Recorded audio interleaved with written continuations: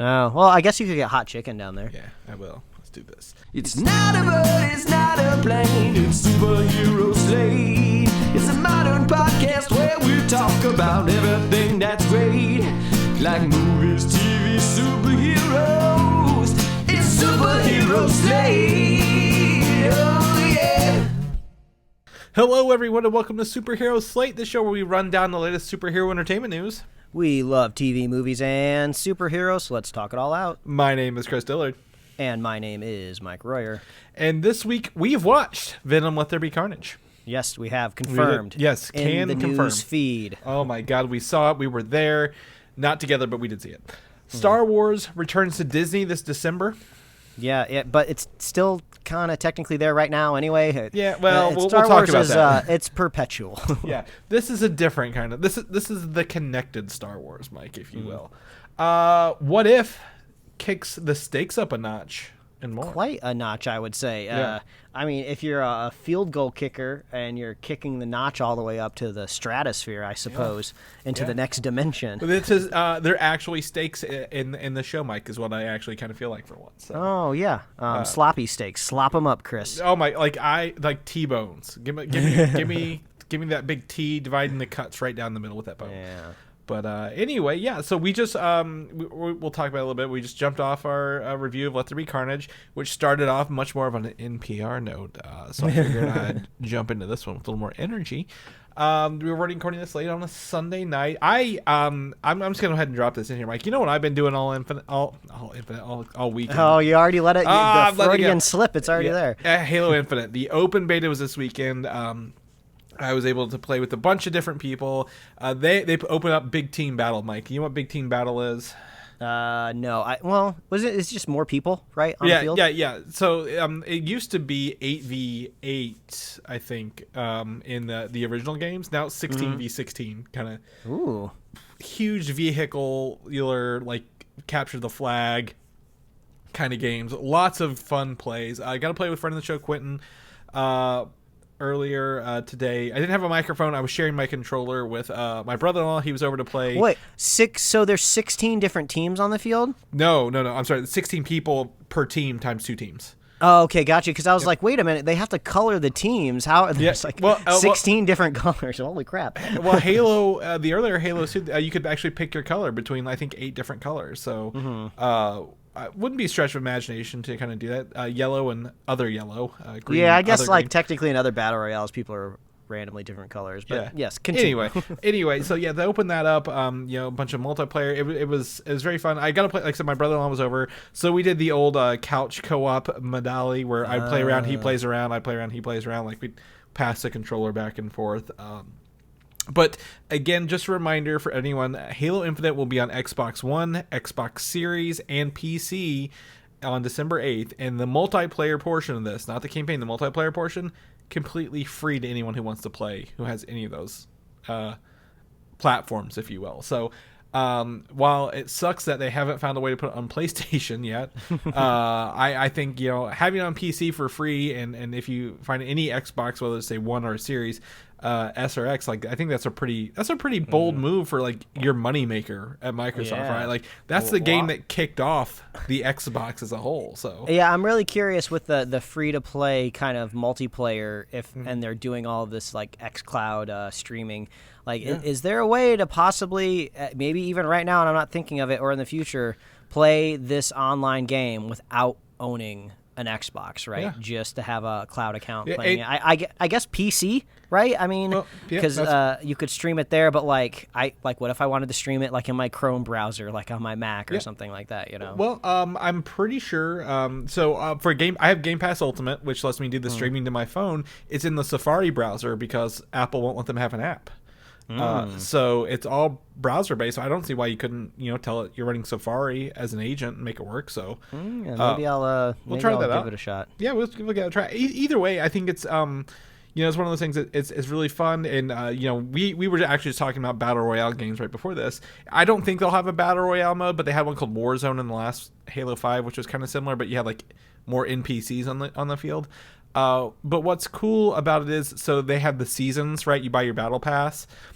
I mentioned this, the battle passes don't expire. So if you end up getting an Xbox, Mike, in 2 years, and you come in at Halo Infinite, you can choose any of those previous seasons battle passes and purchase them, and then you can activate that battle pass and make anything you're doing credit towards that battle pass while it's activated, and then swap between them as you want. So.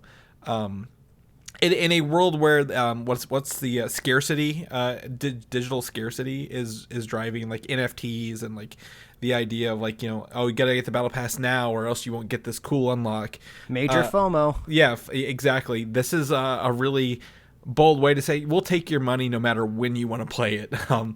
Throw us your dollars. We'll let you go get that season 1 skin or that color palette you really like. Let's just give us your $10. We'll take it. So. I've been playing with it. Really fun game. I know everyone, even if you don't have an Xbox now, has probably played Halo at some point, and it just feels so good to have that assault rifle in your hands, Mike. Chuck those grenades. So, yeah. And shout out for again, friend of the show, Quentin, for putting up with me not having a microphone playing with my brother-in-law earlier. So, yeah. Anyway, Mike, you look like you have jumped on the bandwagon here. Oh, Chris.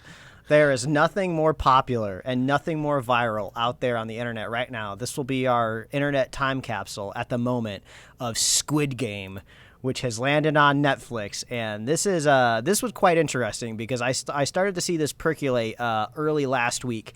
I had no idea what it was, very bizarre name, and I went into it like totally blind. I didn't know what it was. I knew there was some sort of game theme to it, but I didn't know if it was like a reality show, a competition show, if it was fiction. Can I share an anecdote about that real fast? Yeah, sure. Because my wife asked me about this, and she's like, oh my God, they're actually killing people.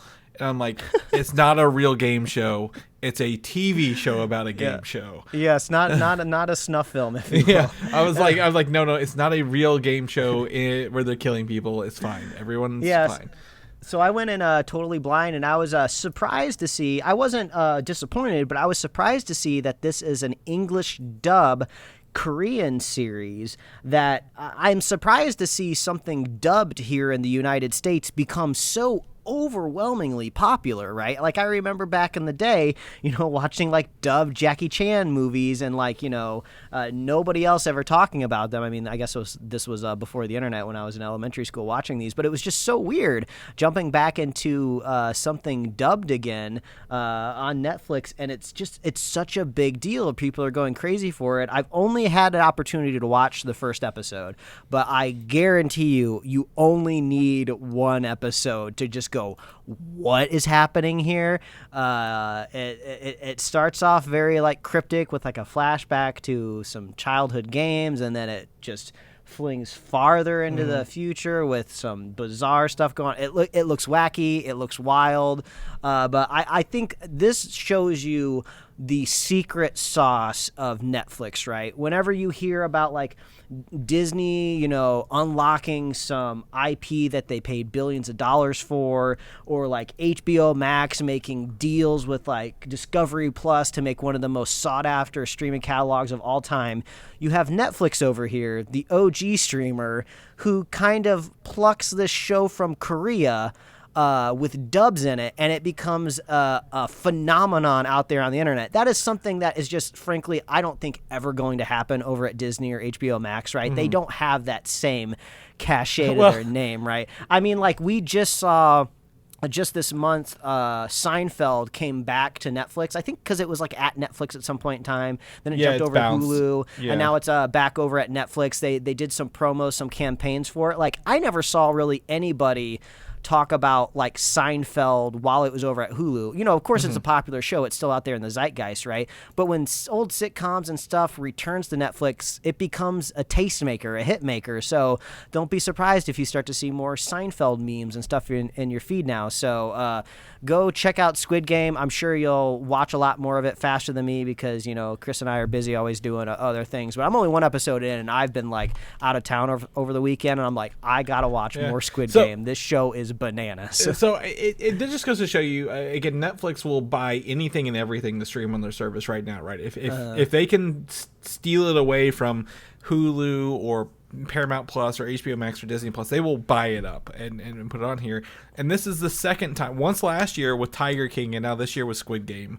It just shows you how something that's probably didn't cost them a lot of money to get to begin with is all of a sudden the biggest thing in the world. And this is exactly the reason why an AI-driven studio is never going to find this type of success, right? What AI would ever put the show of Squid Game on a streaming service, right? It's just the data is not there, but now all of a sudden it is, right? So that's just one of the things I really like about the entertainment industry and why we even do a weekly podcast. You never know what's going to be the next big thing. I thought, looking at it though, I thought it was a PlayStation game the first time I saw it because of all the triangle square faces. Oh, what is it? What's the inking game on Nintendo? Was it Octodad or no? It's Splatoon. Splatoon, yeah.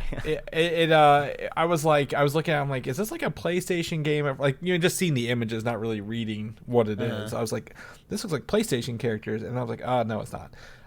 But anyway, yes, that's the biggest thing on Netflix. I would say next to the Great British Baking Show, which just had a second episode on Friday. So next week is Bread Week, by the way. Just that's the week you want to watch. Bread Week. That's where things go wrong in the tent. Yeah, but people really you find out what they're made of. Yeah, but for the sake of a brevity here, I wrapped up my generation's Bond rewatch here, where I watched the four Pierce Brosnan Bond movies, thanks to a certain someone's internet Plex server that had all these very easily streamed for me. Well, I mean, what was it? Which one did you just watch? You said. I just finished up the last one. The World Is Not Enough. The World Is Not Enough. So, or no, Die Another Day. Sorry, that's the last one. Die Another. So I'm looking at our notes here because I feel like this is like an echo. Like, wasn't last year I was just doing this? Yes, you did a rewatch as well, which another reason for brevity, because I don't think we need to give people our impressions of things every week. But episode 280, whatever day that was, I just looked up. I'm pretty sure I had this. I feel like I'm having like deja vu. Yeah, it's all cyclical, Chris. Let me know what else you talked about on the show last year, and I'll go back and watch it. We really should coordinate. We could do some sort of like Pierce Brosnan special here on the show. But I just thought it was interesting. I had totally forgotten about the third one, The World Is Not Enough, that has to do with the guy that's like shot in the brain and like he doesn't have any feeling. Pain. Yeah. And there's like a submarine set piece at the end, and like Denise Richards is in it. I just had totally forgotten that movie existed. I was like, oh yeah, I remember some of these set pieces.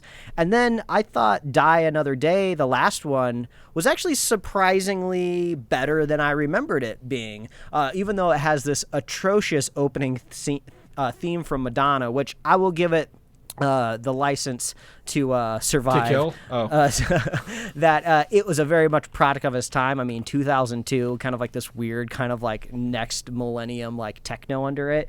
But weirdly enough, Bond is the most motivated he's ever been out of all of his 4 Pierce Brosnan films, because he's trying to strike back at the North Koreans for imprisoning him for X amount of time and torturing him and basically getting him disavowed from it was at MI6, right? That's what it is. Yeah. So weirdly, like I really felt the drive with Bond in his last film. That's funny you mentioned that, because I think Die Another Day, in context, it feels very dated for 02, because that's like the Bourne movie and Triple X era of films where like the action was way quicker. Oh, yeah. And this movie feels like I like Michelle Yeoh though. Like, she's great. Oh yeah, that's great. That I think if I had to rank these, GoldenEye is number 1, but I think I would almost maybe tie Die Another Day with Tomorrow Never Dies, just because they kind of have, because their names are the same.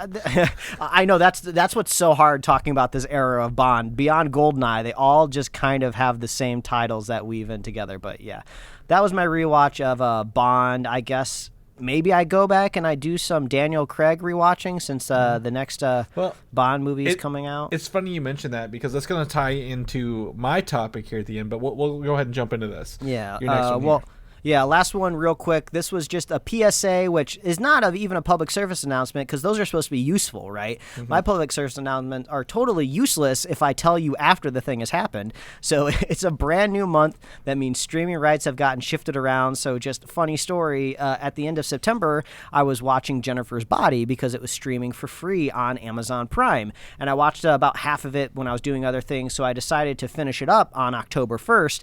And I hit play. And, after watching about 10 minutes, I noticed a commercial pop up. And I was like, wait a minute. Why am I getting a commercial on an Amazon Prime streaming title? And then I hit pause and I went back to the screen. Between the months, it had shifted from Amazon Prime to IMDb TV, which also streams within the Amazon Prime app. But the quirk of IMDb TV is that it's free and it has commercials. So the streaming rights of my movie had shifted between months. So the second half of my film, I had to watch it with commercials. So the weird, wacky world of streaming, I guess I'll give them props as that it just all stayed within the same database row in their system.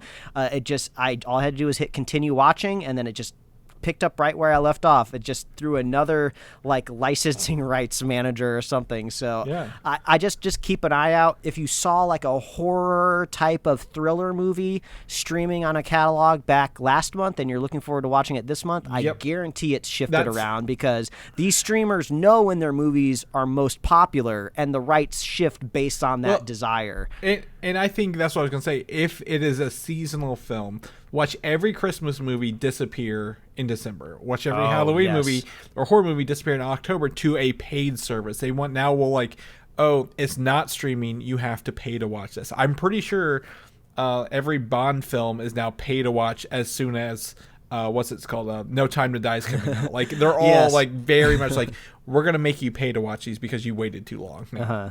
So yes, I thank you for the public danger announcement. I don't know. Yeah, my belated PSA. So keep a lookout. Keep a diligent eye. But Chris, you've been up to a bit of a project here which I assume is a lot of gigabytes. Yes, several hundred gigabytes, if you will. So I have finished my for most 99% of the way my home theater at home to prevent myself from going to the movie. So I have started to try to acquire the disc versions of the recently released Lord of the Rings extended editions in 4K with the upgraded audio.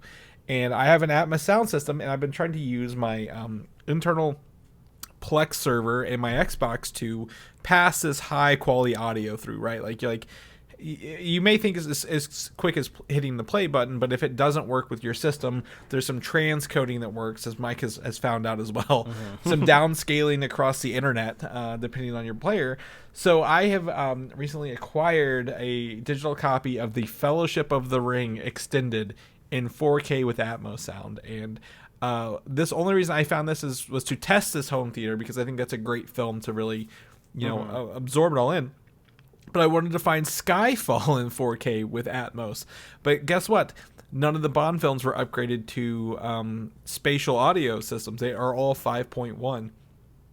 Which there's nothing wrong with that if it's a good mix, and I believe Skyfall is. But it all came down because I'm I really want to watch Skyfall before No Time to Die drops out. But now I ended up with a 4.5 hour Lord of the Rings extended movie because they have not cut that. Also, Christopher Nolan did not do any of his movies in Atmos. Those are all 5.1 as well because I wanted to actually do The Dark Knight.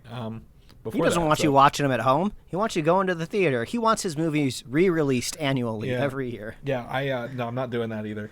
I set through Tenet at home, and if I had to set that to a theater, I'd have reversed myself and walked out backwards out of that thing. It's not a bad movie, but man, that's super long. Very, very long.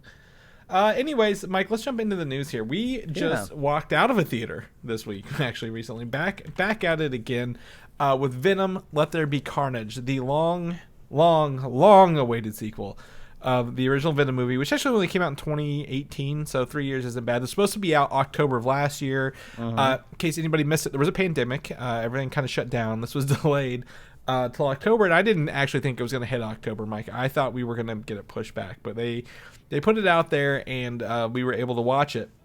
Before we jump into our spoiler-free reviews here, you can listen to our spoiler-free review episode. Right now, they're estimating $91.1 million debut for this movie. The original Venom made 80 million. So I think it's I wouldn't say a surefire thing, but I'm pretty sure they're gonna make more Venom movies. So just buckle up, get your Venom goggles on, and be ready to do that. But I'm gonna flip the script a little bit, Mike, and drop it on you to tell us what you thought, spoiler free, of Venom: Let There Be Carnage, because it will probably shock everyone.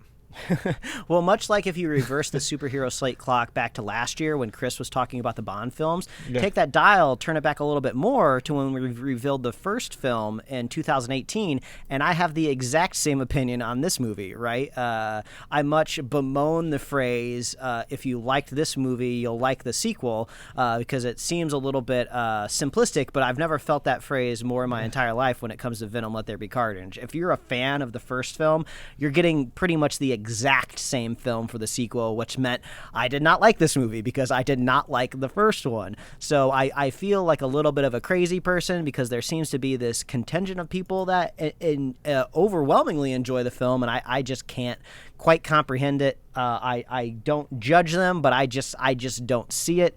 So in the spoiler review of the podcast, we talked about the future of Venom, which I would say is a little bit more of an interesting part for me to talk about, because I always like speculating and the rumor mill. So check out the spoiler-free review if you want to hear maybe our thoughts on where the character will go next. But in my opinion, he is exactly where he left off in the first film, and you just get more of that. And since I didn't like it, I didn't like it. So, Chris, I believe you are slightly more positive on the Venom experience than me. So let's hear it. Yeah, this is not a great movie. This will not blow your mind. But I will tell you, it does lack the part of the first movie I hated, which is 3/4 of the movie is just building up to the final scenes. And again, I think I use the word science and technology are heavily used in this first one. This one is just balls to the wall crazy. There's no rhyme or reason, and it doesn't need it, and it knows it, and it just kind of goes a little bit around. I would say we talked a little bit about it does lack a lot of action, which it could have done a lot more action. I think we both agree with that. But overall, if you like, again, I think if you like the first one, you will like this one. If you don't like the first one, you're probably going to feel the same by the time you walk out of the movie theater. So if you even go to the theater, if you didn't like it, you're probably not going to watch this. But it seems to be again, Venom has it's not a subculture, I guess, but there are Venom fans around the world, and they are going to watch Venom, and they're going to be happy with whatever they get because they get a chance to watch Venom, and that's fine. And I think this movie is, from Andy Serkis, very competent. I love Tom Hardy. Tom Hardy is Eddie Brock. I think he doesn't do enough reporting, if you will, but as the character who in this universe is essentially a loser, if you will, because he ruined his life in the first one by leaking some stuff from his girlfriend at the time, fiance. It just continues on from there. And I think one thing I would fault this movie for is you have to watch the first one to watch this one, Mike. I'm pretty sure it picks up almost right where it leaves off, I feel, or maybe a couple months later. But there's no they even reference that first one quite a bit and things in there without any inclination. So I think again, I'm lukewarm on it. I can watch a movie and turn off the part of the brain that makes me think, but at the same time, I will tell Mike this, compared to the first movie, I could actually tell Venom from Carnage by the end of this movie when they were fighting. So I applaud them for at least making red and black.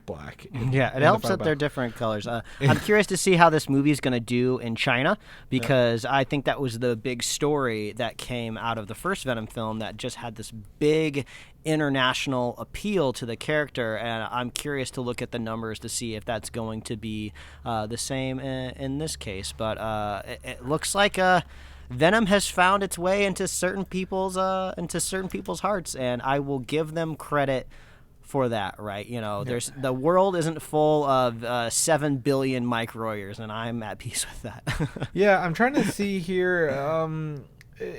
It looks like Venom 2 may not be China, but it is going through Russia. So, well, who knows where this movie would go. The box office is a big, like you say, as always, a big asterisk right now, right? Anything and everything can change in a heartbeat anywhere. So, it's the biggest one right now for could be lack of competition. Could be people just wanting to get back out and go to the movie theater. So, check out our review episode. The first half is always spoiler free. We talked about how going all that fun stuff. So, we'll talk more about that later. I forgot how much I missed the Umbrella Academy until this weekend. They have officially confirmed that the season 3 called Hotel Oblivion, which is one of the comic book volumes, will be releasing in 2022. I didn't have any inclination it would be released this year, but I'm very excited to know that it's on their mind and they want us to watch it very soon. Oh man, I love that last season of Umbrella Academy.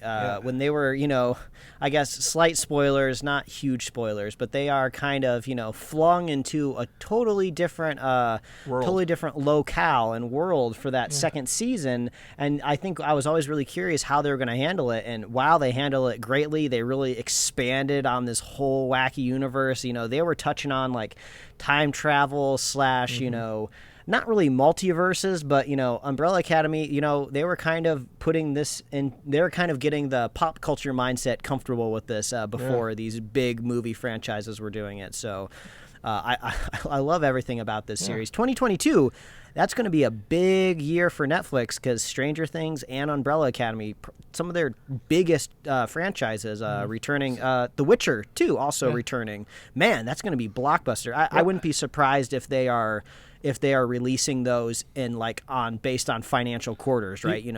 First quarter this, second quarter that, and then they just tell their shareholders, oh yeah, we've been killing it each quarter. With these. Extraction 2 probably, Squid Game 2 probably. Netflix is poised to do stuff. The only other thing about this is, at the end of season 2, spoiler alert, they set up the Sparrow Academy, which is like the current iteration or the current volume of comics coming out of the Umbrella Academy. So it's weird that they would reference Hotel Oblivion unless you're going to merge these two together for this season, which I don't see them doing a problem. They merged literally books 1 and 2 for seasons 1 and 2. So, I fully trust them. I love the cast. I love their wacky abilities, and they're now in a situation which they've never been in, and I think that's going to set them up for even more interesting stuff. So I'm excited for that.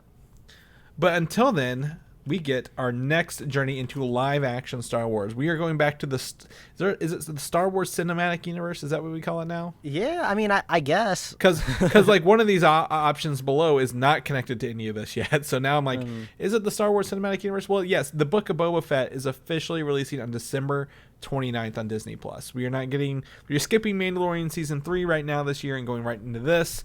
Jon Favreau, Dave Filoni, I believe Bryce Dallas Howard, or and then who's the other guy? Robert Rodriguez have directed episodes on this, so the usual suspects, if you will. But what was interesting, you and I talked about this off air, is that there is no sacred window for releasing TV shows anymore. Yeah, how wild, right? Like my entire childhood growing up before streaming, right? The period between the December holidays, and I would say maybe Martin Luther King Day, which is kind of mid to end January, nothing comes out because there is this assumption that people are away from their screens, away from their devices, away from their TVs, and you're just not going to be able to pull in the advertising revenue that you want to during that time. So maybe since streaming just removes the advertiser component from it completely, they will just drop anything anytime. I mean, maybe the idea is by the 29th, people have returned from their holiday travels.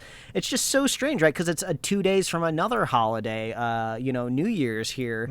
I know the week Chinese everyone New Year's is different. Well, the week everyone doesn't work pretty much. They're all going exactly. Places. So maybe that's the strategic point of it. They know a lot of people are going to be home and won't be traveling during that point in time. Yeah. But yeah, it is strange to see something coming out on December 29th. But also the last season and the next season of Cobra Kai are coming out January 1st. So I guess just the beginning of January. This is a whole new avenue for streaming, because it's so funny. January used to be this dumping month for movies, but now for streaming, it's just like, oh yeah, we're gonna put some big stuff out at the very beginning of the year. How many episodes is Hawkeye, do you think? Is it 6 or 8? Minimum 6 though, right?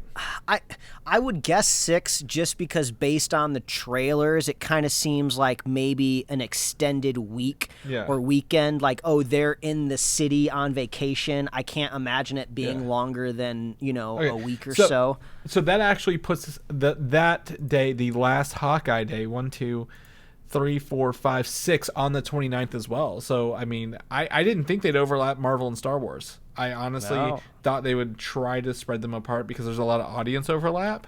But it looks like they're maybe the Boba Fett thing might be a smaller audience. But yeah, that's interesting. Yeah, I mean, I guess if anybody's getting a Disney Plus subscription as a gift over the holidays, you're gonna have a lot to unwrap when you open up that when you open up your first Disney Plus featured window. You're gonna have all this stuff in your face. That's right. I'll be playing it in the background while I'm tearing down all the Christmas stuff in the house. You know. But yeah, I think that's great. You know, again, Book of Boba Fett, something we never thought we would get right. The return of Boba Fett after he fell in that Sarlacc pit years ago, and was essentially one of the worst off characters ever because he had no lines and just kind of fell in the hole. So he's back, baby, and he's a little too jacked for his uniform. It doesn't fit as well as it used to. That's exactly. He has been living on nothing but a diet of sand and or was it blue milk and womp rats out there in Tatooine.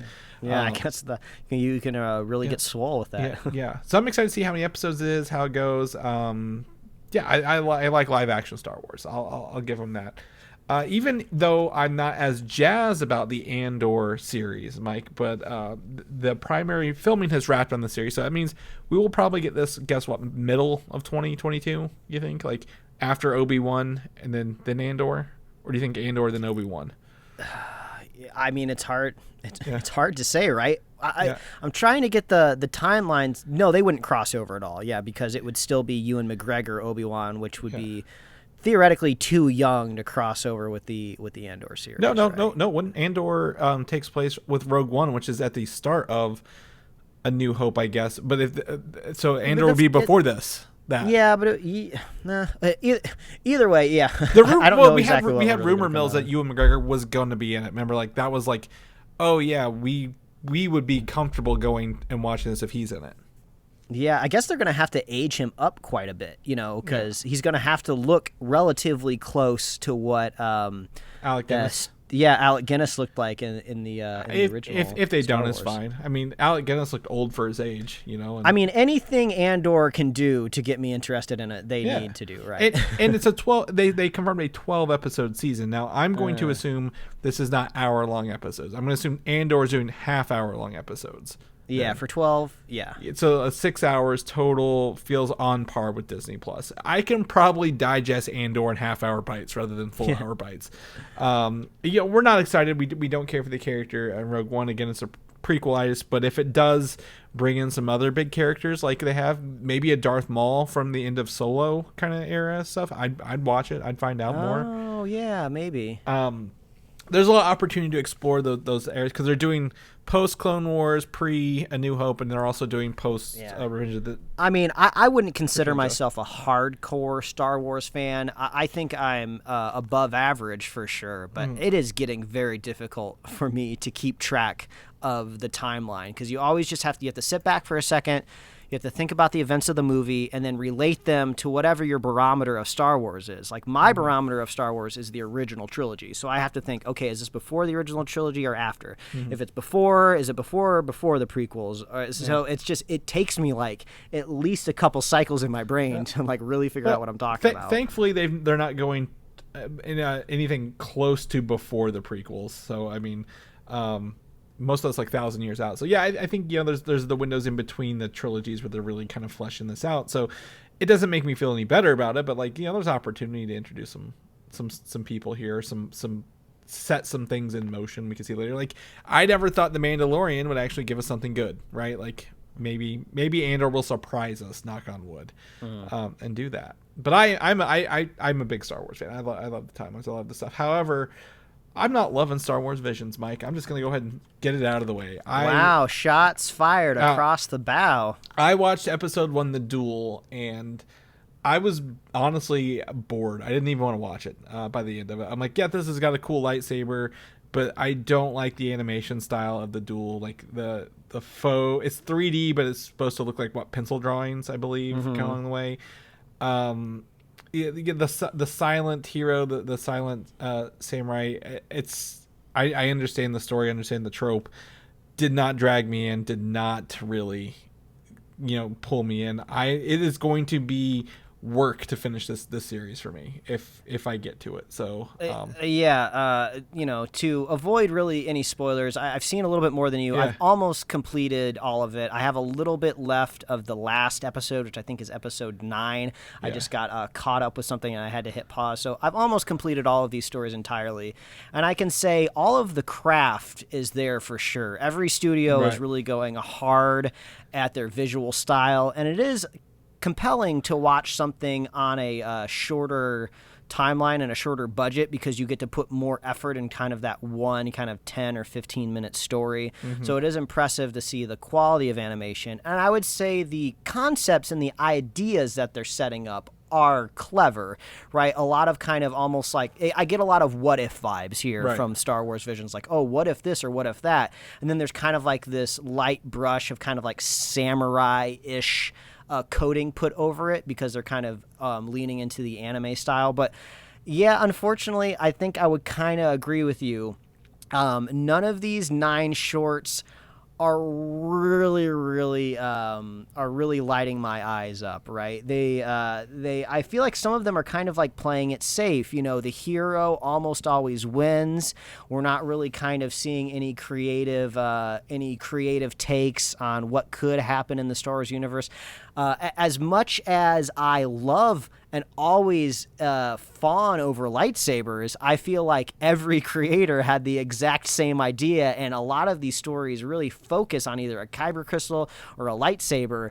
And I never thought I'd say this, but like, maybe come up with a slightly different idea. Like, I'm shocked saying it, but like, but I think another big impression that I got out of watching Star Wars Visions, you know, coinciding with watching a lot of Marvel What If, of just like, I really want to dive back into the main timelines for these franchises, right? I'm kind of tired of being on I would say somewhat meaningless offshoots where it's just kind of like experimental fun.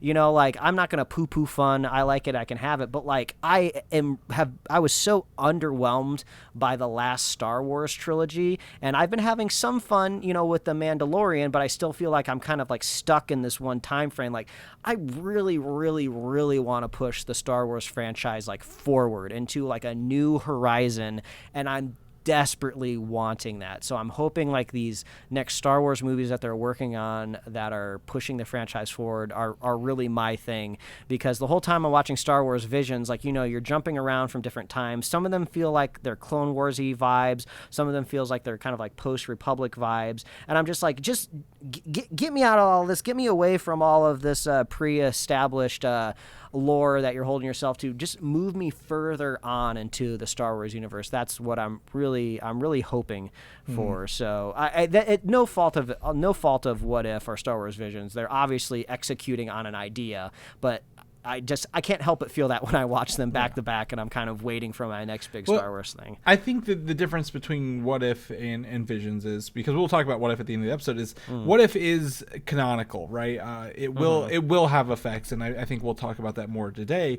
But Star Wars Visions has been confirmed to be non-canonical. These are just essentially legends, if you will, Star Wars legends. So not that everything needs to connect, and it can be fun. I felt like I've seen this before over and over again. And if I've already seen it once in one other, you know, fandom, I doing the same thing here doesn't make me feel any different about it. It doesn't change my...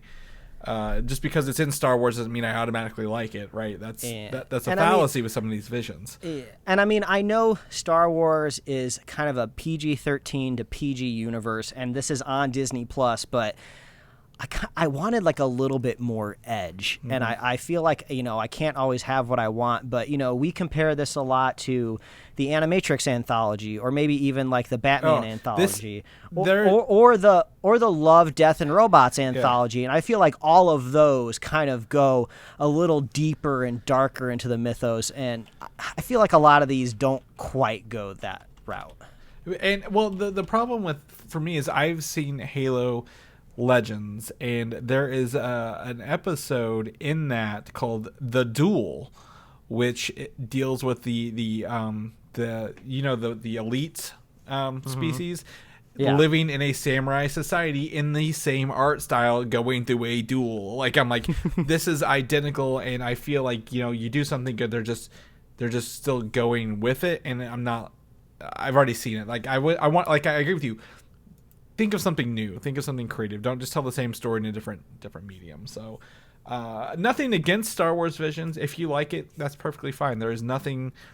There's no fallacy it's doing. It's just, for us, I feel like we're not really resonating with it. Yeah, I'm not crusading against Star Wars Visions like I was Venom 2. It's just, unfortunately, I'm curious what a second season could possibly look like, right? Hopefully creatively they can lean away from an anime kind of samurai aesthetic, which really proliferated all 9 episodes. And I love just to see them any animation style, whatever you want to do. That's kind of one of the great things about Love, Death, and Robots. Some of it's like highly polished CG. Some of it's like crude 2D animation. Some of it's like weird and goofy and funny. Some of it's like super serious and graphic. I would love to see that treatment to Star Wars where they can just go, really balls to the wall. Yeah.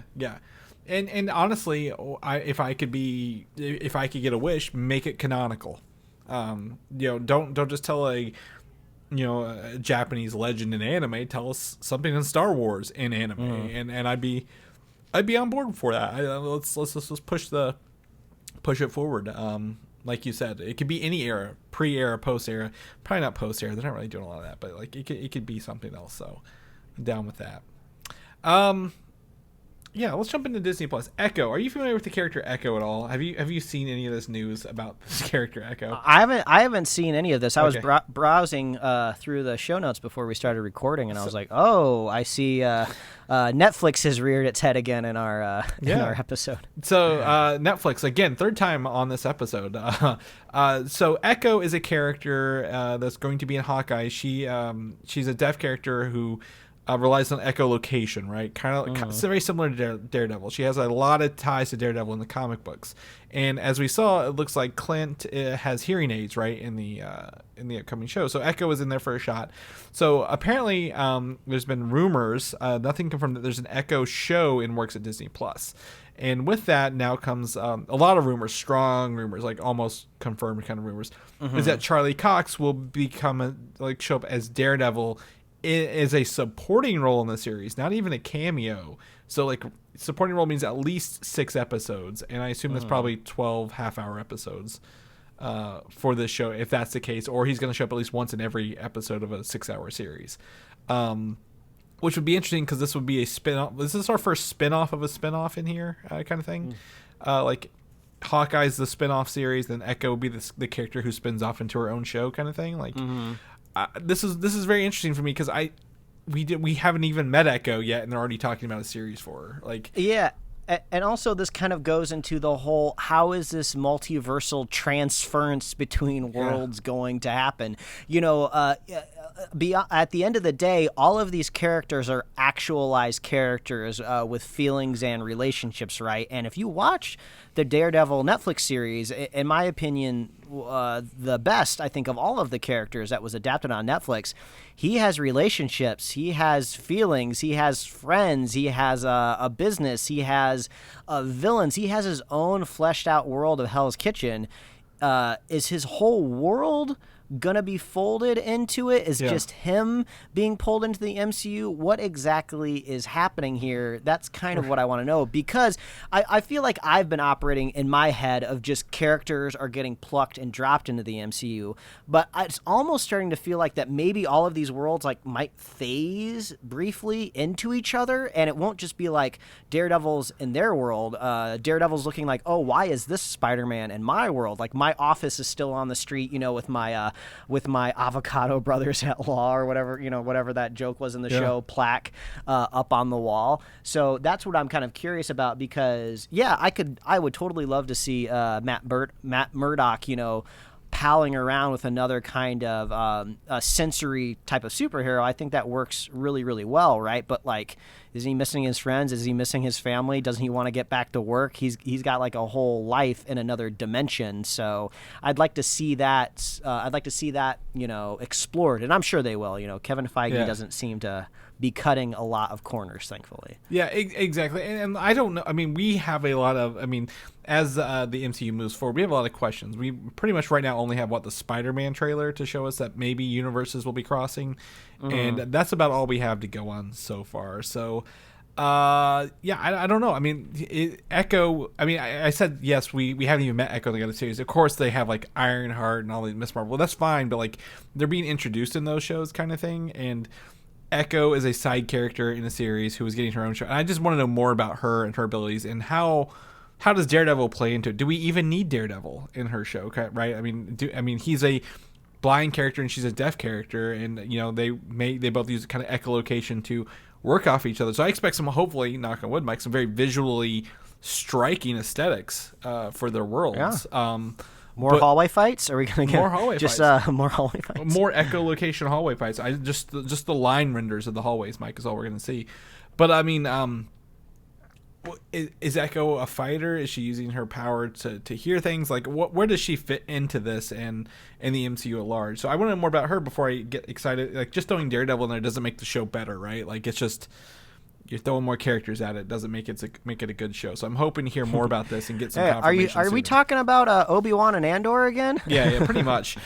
Just because you put this, a fan favorite from another thing in there doesn't make it good sense. So hopefully we get more information on this. And again, I have nothing against Charlie Cox as Daredevil. As long as they make this work and make it work good, that's perfectly fine with me, right? Like we want quality over quantity, and we've said that how many years now? 7, 6.5. So. Good on that route. But speaking of Marvel Studios, in a very, very vague kind of tweet, I believe, Liza Singer, who is known for, I believe, the showrunner of Harley Quinn and DC Superhero Girls, is now showrunning a new NDA series at Marvel. And I say new NDA series at Marvel, meaning like this is not like season 2 of Loki or What If or something like that, right? Like her background's in animation. I assume we've heard there's going to be more animated projects coming. My guess is that she's going to be working on a new animated series over at Marvel.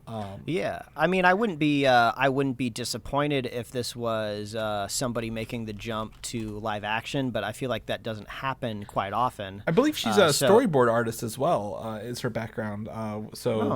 I mean, I wouldn't be surprised if this was animation, though, because it does make the most sense. But, yeah, I am curious, if we're going to get something canonical within the MCU, right? Because it doesn't seem like this is going to be more What If, and What If kind of has this luxury of working outside of the MCU, it can kind of do what it wants. But, yeah, this could be the first indication that we might have something canonical in the MCU that is animated. That could be pretty wild. Yeah, that is not what was it, the one we just saw last week, Hit Monkey, right? Like and probably visually different than What If. I would not be opposed to them taking different animation styles for different series at Marvel, even if they are canonical or non-canonical, right? Like I would love to see them branch off. Like she doesn't necessarily need to do the Harley Quinn animation for this, but like, if she does, I feel like this should be very, very well aligned to do a Deadpool animated series at Marvel. Like, I feel like the Harley Quinn model would flow over to that pretty well. Do you think so? Like, but I don't want to box her into like, oh, you're only going to do humorous fourth wall breaking characters kind of thing. Yeah, I wonder if I'm assuming if that does get announced, we'll see a lot of people saying, oh, well, what happened to Donald Glover? And then people have to remind them, oh, well, that was at FX. This is different. And then there'll be a whole like news cycle that week, and it'll get engulfed in flames if Donald Glover decides to tweet about it in some way, right? Because I think he was a little salty, right? He shared some stuff, didn't he? Or at least somebody leaked some stuff on that Deadpool animated series that ended up online. So, just prepare for that obnoxious news cycle. Yeah, exactly. But I think the animated world for Marvel has not been tapped nearly as well as the DC stuff, even for their adaptations, right, of well-known graphic novels and volumes. Like, I don't think Marvel is going to do that, but there's an opportunity for them to go into the animated realm and be successful right after. Yeah. After watching some of their what if stuff. In unsurprising news, Mike, let's go ahead and just act shocked. Scarlett Johansson and Disney settled her lawsuit. Gasp. Was it public, Chris? Was all of the information laid out there for everybody to see? Absolutely not. It was very vaguely veiled behind some new stuff. So I was able to kind of look into this a little bit, and some sources are saying that this is around $40 million, I believe. She got like maybe $40 million from this. Does that sound about right? Yeah, I think I've seen that either or like 30, somewhere around that range. But yeah. I wouldn't say necessarily you heard it first, because we're not the only ones that were saying this. But we all knew it was going to be settled out of court in undisclosed locations and amounts. And, obviously you have like reporters that have sources out there that kind of, try to shake something loose. So that's probably why we're getting like this $30 to $40 million range. But we'll never know the money, the amount truly for sure. I think the mainly shocking thing out of this is that there was like 1 week where kind of like they went back and forth in like the news headlines, right? Where like Marvel was like, oh, well, we think she's being pretty disingenuous to the times that we're living in. And then she was just like, well, why did you release my movie like this and like not let me reap the full benefits of the box office? So it doesn't even matter what side you're on anymore. It's settled. It's done. Who knows if Scarlett Johansson will ever come back into the Disney Disney family. No, she still got her movie there. She was making a movie with them in Tower of Terror, based on the ride. She still have it, so they are still working together going forward. Any new projects, I suppose. The contracts are not signed on, but she's already a star in her own right, so she doesn't necessarily need to worry about burning bridges. So. Well, I think she said she looks forward to working together on a number of upcoming projects. I think she'll be fine. She got paid $40 million on top of the $20 million for her salary, so she got paid. I think she wanted 80, I think, is the initial lawsuit. So she got, including her 20, so she got 60 rather than 80. And I mean, it's all jousting, right? Yeah. They were never, her and her lawyers and agents were never expecting 80. So you shoot high, you negotiate, you meet somewhere in the middle to what you're kind of thinking. So, and I assume once they ironed it out, she got her money, and I think there was no artistic integrity lost in this lawsuit. It was all about financial stuff. So hopefully it stays financial, and she's open to coming back to the MCU and, working with Disney, because she has been there and for a very long time and has a really good, a long-standing history with them. Now, if she wants to go somewhere else, that's her right to do so as well. No worries at all. So a friend of the show, Patrick, sent it over to me, and then did I send it to you first, or did you send it to me? I forget which one. I think I sent it your way first. Yeah, he beat me. He beat you to it, and I was just like, not shocked at all. Like, this is like the news article we expected to hear the day we announce this. So the rich get richer, more at 11. Yes, so. Exactly. In other news, water wet. That's my favorite line from Man of Steel. If I'm going to be honest with you, I do love quoting that line. All right, it's that time of the episode where we dive into What If. We will be talking about episode 7, What If Ultron won. So there will be spoilers going into this. If you've not watched it, turn it off, go watch it, come back. There are time codes here for you to check it out. But this is episode 7 of 8 episodes, I believe, right? So the next week is the last one. And this is the episode that actually mattered at the end of it all. So but I think before we get into talking about all the stuff that happened to it, we got to start off at the very beginning to say that another episode that doesn't quite pass our test of what if at the very beginning of the what if scenario here is what if Ultron did kind of make it into Vision's body. I suppose it's not Vision's body at that point. The vibranium body he made. Yes, so that is the what if scenario, but how right? I can envision a world to where Ultron gets the upper hand and makes it into that synthoid body, but what happened? Like, what is the scenario? Did because that happened, they took Vision's body back when they were in like South Korea, right. I think that's where that action set piece happened. So I would love to see, I want to see in these episodes at least one scene of maybe when I don't know, this Cap is the moment through his here. shield, Ultron Hawkeye went like, back for Black Widow and lost the body, kind of thing. Yeah, something. I want to see that what if scenario play out, even if it's just fast and quick. But like, okay, so he just gets into Ultron's body. So I just wanted to get that out of the way. Like, it doesn't seem like any of these episodes are really passing our main test here of what if. Yeah, at least show us I'd even take a single frame with a little bit of motion to it. Like, here's the moment that everything went sideways, right? Like, record scratch. You're wondering how I got here.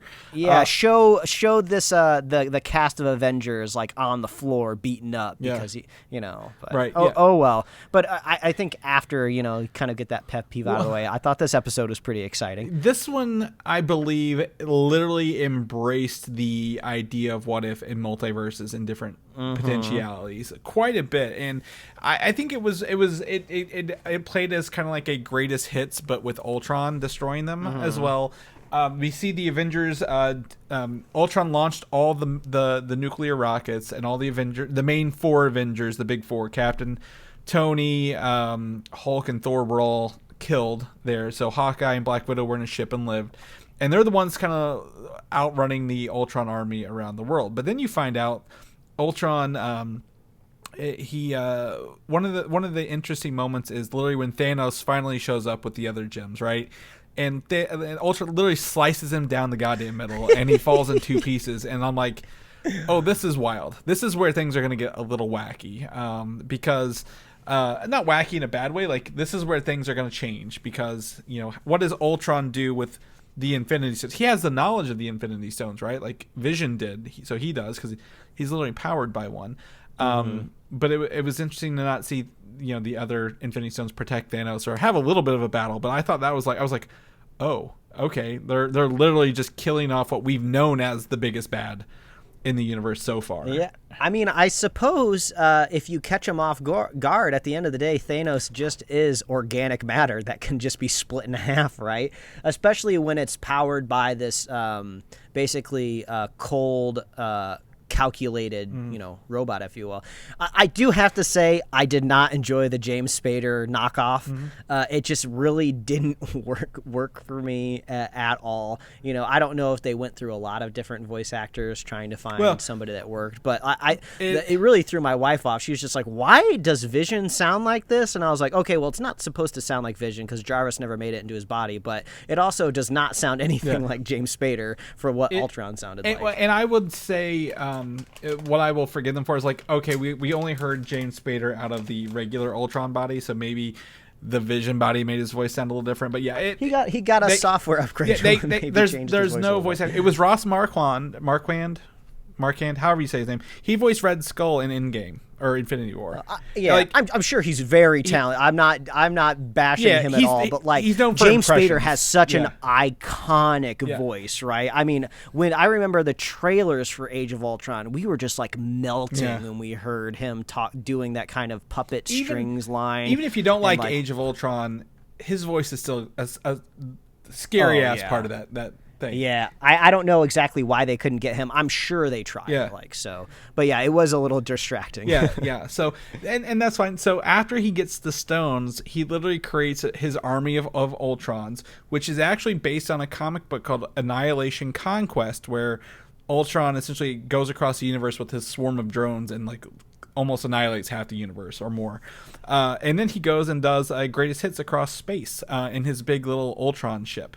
I thought that that montage was really interesting because I feel like I hadn't quite seen really the cosmic universe that they've laid out, kind of in all one big moment. And I was like, oh, wow, yeah, Marvel really has fleshed out their space cosmic universe really well, because all the locations he went to were kind of things that we have seen before. We saw. I mean, nothing was new, and that's good because I'd hate for them to introduce something new and then destroy it immediately, kind of along the way. So we got to see them do that. Kind of a similar thing. Very a lot of homages again, like Guardians, like the Ultrons were just crashing literally into Xandar, right? Like the ships were in Guardians 1 and it felt a lot like the version of Galactus from the Ultimate Universe of the comic books, where it's like a hive mind of robots going from planet to planet. And then, like, I'm so glad that you saw it too. You sent me that homage. If you want to talk about it. So let's jump into. So at the end of this, he literally destroyed everything, but I assume Black Widow and Hawkeye, who Hawkeye sacrificed himself in the opposite end of Infinity War. Very poetic.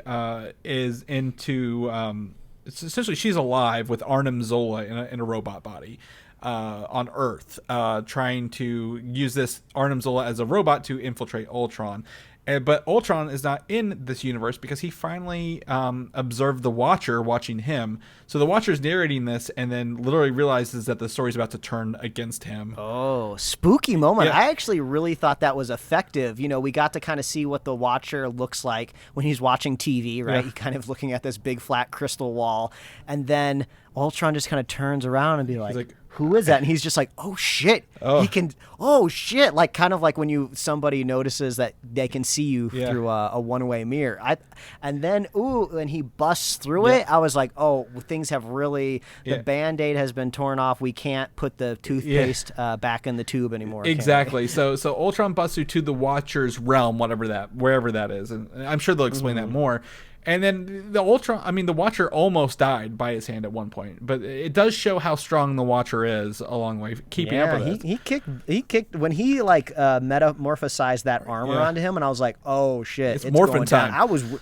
I was like really into it. Like, this was awesome because like we have like 8 episodes so far of just the Watcher being this omnipresent, like powerful being that can watch over everything. So once we kind of get to meet him on his same plane, I thought it was very effective. Yeah, and this is where I think What If finally pays off to me, because Ultron and the Watcher are fighting, and literally with every punch, the background changes. They are in another reality. Oh yeah, and I remember that. Like it reminds me a little bit, for lack of a better example, in Monsters Inc. when they start beating up the lizard guy with the camouflage, and every time they hit him, his camo changes. So every time they were hitting each other, you would see flashes and flashes of universes around them. Of what if Captain America was president? You know, a lot of them were Earth, which, you know, the universe is bigger than Earth, but whatever, they're gonna put them in there. See him punch there, and then one of my favorite shots is like he throws the Watcher to a planet, and then Ultron himself uses his Infinity Stones to grow as big as Galactus, essentially, his head, and bite into a planet to eat it, which is the best looking like Galactus I've ever seen in the MCU. I'm like, oh my gosh, they did it without telling us it's Galactus. I mean, it's a direct homage, and I think it's finally a sign that like Marvel at some point in time will consider this character. I'm not saying they never would have to begin with, but like the fact that you're making an homage to it is very direct. You're aware. And it goes to show you that, there actually is a world where you could have this gigantic character play within the MCU, because that's something that they are still trying, I think, to wrap their heads around. And we'll get a little bit more of that for sure in the Eternals, right? These big celestial beings. Like, how do you even relate that to a small person, right? You know, how do they even comprehend what a celestial is thinking or wanting to do, you know, and how do you make a grounded story that an audience will like? Well, it seems like you might be able to do something at that big of a scale. So it seems like Galactus, maybe at some point in time, maybe not the near future, but maybe a couple of phases down the line, maybe we'll get something big eating a planet. Yeah, so they definitely play with the idea of changing things a lot more. And so Ultron, his quest for peace is to annihilate everything. So he's going to annihilate realities, essentially, is what he has decided to do. I will tell you, I do have one complaint here. Wherever the TVA exists, Infinity Stones don't work. Wherever Ultron and the Watcher is, Infinity Stones still work. So we need to have some consistency on what Infinity Stones' upper limits are, because I feel like this is just like a get out of jail free card right here. Yeah, I suppose if I could try to find a way to rationalize it, the Infinity Stones did not work within like the office environment of the TVA, so maybe there's some sort of metaphysical thing happening with that specific location. Or maybe this moment of, you know, Ultron breaking through into other universes happens after the season finale of Loki. So maybe kind of once the multiverse starts to split, maybe the behavior of the Infinity Stones aren't quite what we expect them to be. I think just give me something like, why does this work all of a sudden? Because literally they go through, it's a very poignant point in Loki, right? Like, oh, I have a jar full of Infinity Stones. Like, we use them as paperweights. So why do you want them? So I just need a little bit of explanation for that as to why this is. But I did notice there's something very interesting about this. So in the artwork for this Ultron early on, and even kind of going on now, the Infinity Stones are in different locations on the artwork than in the actual show. Do I think this is a mistake? Possibly. The other option is, what if one of the end goals in next week's episode, this is a theory, is that they're going to try to get a good Ultron or a good Vision empowered by Infinity Stones. Like the Vision maybe in the zombie universe or something like that. And like, hey, you're actually as powerful as Ultron. Let's get you the Infinity Stones. Or maybe what's his name?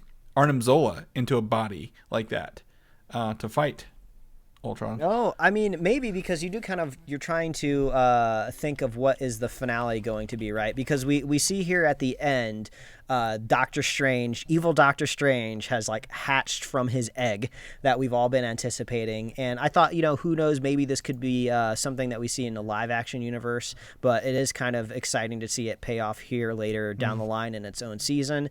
And we've been waiting for that big moment of the kind of not cosmic, but like these multiversal Avengers teaming up, because we saw it in the trailers where we're supposed to be getting like a Gamora and all of these other characters teaming up. So I could see them all teamed up fighting different hive minds of Ultrons, right? But they do need to at some point in time take down this big baddie that can grow to the size of a galaxy and eat it. So how do you contend with that? And I guess give him some of his own medicine of putting Zola in a body, or maybe they just have to outsmart him long enough just to get him just to get Zola inside of his brain. I don't know, but I'm excited. This was intense. This was fun, seeing the bounds of reality broken and seeing the Watcher scared. And he's been so adamant about not interfering. But of course, if you are familiar with the Watcher from the comic books, always interferes. eventually he's going to interfere. But it's against his creed and code. But so things have to elevate to such an extent to get him to interfere. So I feel like they have definitely elevated it to a point of just everything that's ever been anywhere in all of existence in any universe is at threat because this robot has run these amok. non-pruned timelines are now causing problems for themselves. And that was one thing at the end of it. He literally ends up with Doctor Strange from episode 3, I believe, or 4 maybe. It's whenever the Doctor Strange ended his universe and ended up in one small crystallized little bubble, right? So he's there and he's like, I need your help. So we will see. I don't think he was an evil Doctor Strange. I just think he was very single-minded Doctor Strange. We'll probably okay, let's build a team. And how do we build that team? Bring back Party Thor, bring back Captain Carter. Who else along the way? We've had so many episodes. I've kind of forgotten some of them. There's that Gamora. She's not been introduced yet. We've got this apocalyptic Black Widow. Really just do we assume Party Thor has been destroyed? Because we did see him go on this multiversal rampage of destroying a bunch of different worlds. When he shows up in Party Thor's world, is that just when if we were just to stick around with that scene for a couple more seconds, would we just have seen Thor die? There because he's no match for him? I know Party Thor is in the finale based on the Protectors of the Multiverse art or Avengers of the Multiverse artwork. I would say, who else had episodes? I'm trying to think along the way because now I can think about this Ultron episode, because this is literally the payoff finally. We were like, is it an anthology? Will they all combine? Will we get that Killmonger in the Star-Lord Black Panther T'Challa along the way? Yeah, it seems like the zombie universe is a little bit too tied up with its own kind of apocalypse, so it would be kind of weird to imagine maybe something from that possibly episode tying into Spider-Man with the cape, maybe, if they bring him into it. But but I don't, I said, some of those can literally be one-offs and be fine. I'd be fine with them being one-offs. Well, yeah, it seems like it's Captain Carter for sure. I think T'Challa Star-Lord will be one. Yeah, then we got the Dark Doctor Strange. I don't know if we had any standout characters from that Hank Pym Yellow Jacket thing. Yeah. I don't know if there's anything to pull out of there as a standalone. I wouldn't hero. either. I mean, I hesitate to say Killmonger even being pulled out of his universe. Yeah, because he seems a little too selfishly minded. Yeah, right, exactly. To join a group. So right now. I'm excited. I don't know what this week holds, Mike, and I'm very, very excited to watch it and avoid spoilers at all costs because there will be a post-credit scene. You know that, right? It's the last episode of the season. They can't hold anything back now. So, ain't that the truth? Anything else on this? I think this was a really good one. I was really, really happy to watch this one, and despite everything kind of going wrong, it was entertaining.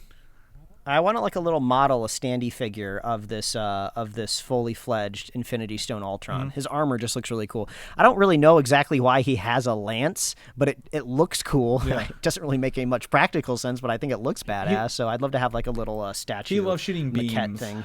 Did I send you the Funko? They announced the Funko of him as well this week. Oh yeah, you sent me that. Yeah. So I think it'd be cool. And then also, I'd probably get one of those. What is it?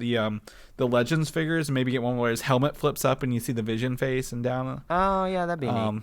Yeah, I think it's a cool visage, if you will, of him. And this was a really fun episode. I'm excited to finally see the results pay off for these episodes. So we'll keep you posted next week when we come back and review the entire season. Oh my gosh, it's here. Yes. For that.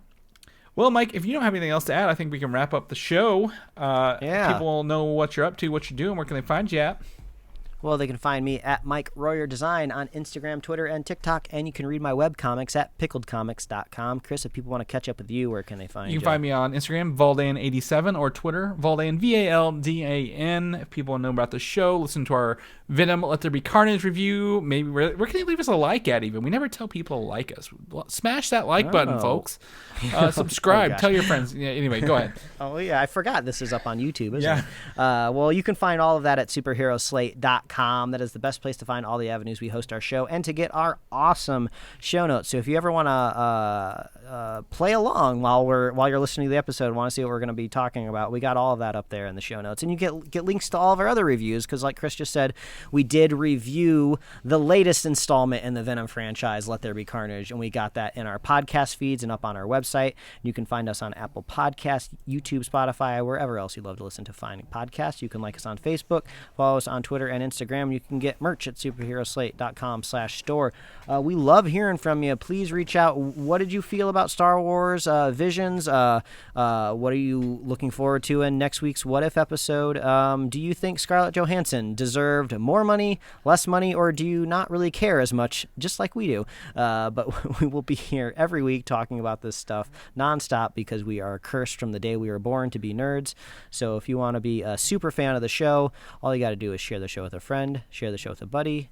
Make sure you get that vaccination so we can all start just acting a fool again like things should be. But there it is, Chris. Another week down. Another week, another dollar spent at the theater? Sure, why not? Yeah. Why not? So we'll see you guys next week. All right, bye, everybody. Thanks for listening, and don't forget to subscribe. Well, we all have our own we all have all three Battle Royale games to ourselves. Kind of like you're a Warzone guy, I'm a Fortnite guy, he's an Apex guy. Like